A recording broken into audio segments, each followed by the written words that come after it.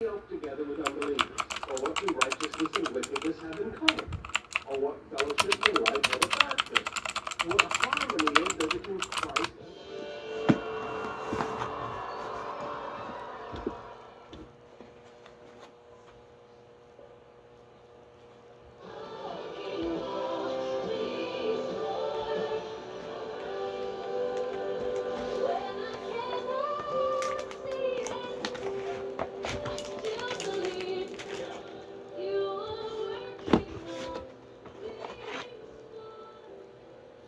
That was a portion of the song All Things by David and Nicole Daniel. It's one of my most played songs during these trying times, claiming and knowing that God is working things together for my good, for your good.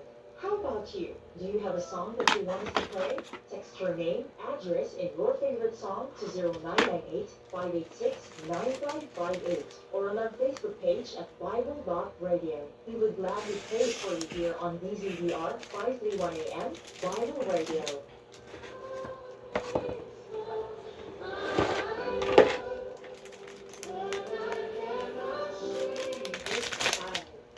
Hearing a voice came from the throne saying, Praise our God, all you his servants, you who fear him both small and great. I have a question for you.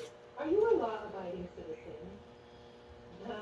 How will you know? You can easily say yes. How will you know?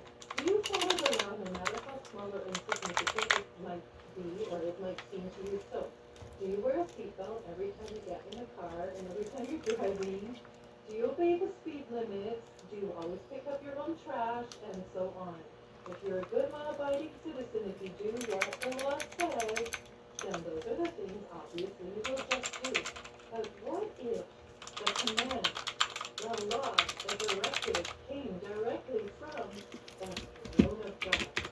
It certainly deserves our unswerving obedience. Well, in this case, there was a command that came directly from the throne of God himself. So what is this command? What is God commanding us to do? Praise him. It says, praise our God, all you his servants, you who fear him both small and great. Who is included in the command to praise him? And how clear is that inclusion? Well, whether you are small or great, you are. and for her future husband, and for the grandchildren that one day I will have,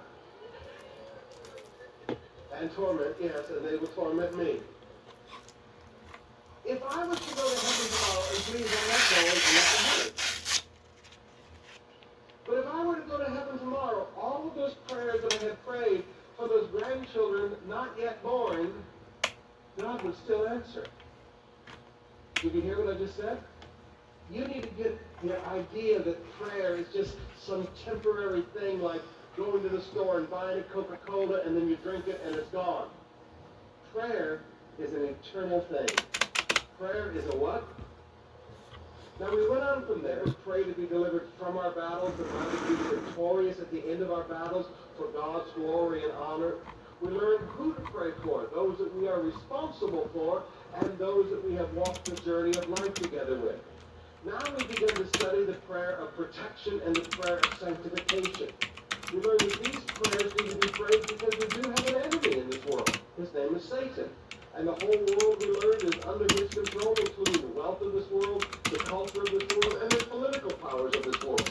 We learn that we are in his territory as a rebellious nature, as a rebellious nation within Satan's world, and we're taking back the kingdom of God. So we have to be there. Look no more, because there is COP main campus just for you. Come, we'd love to pray for you and answer your questions. Visit our Facebook page at facebook.com/COP main campus for address, contact, and service details. This has been Basora A, and see you at main campus so we can help you. Remain in Christ.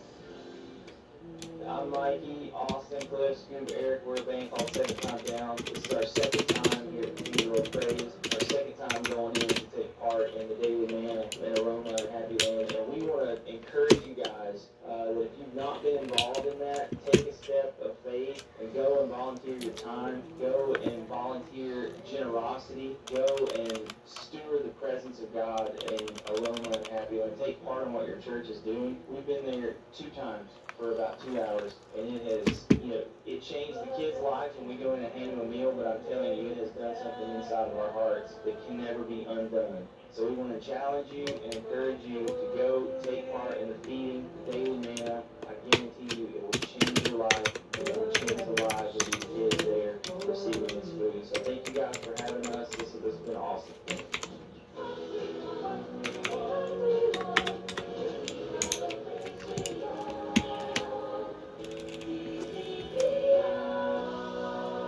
Bible Radio.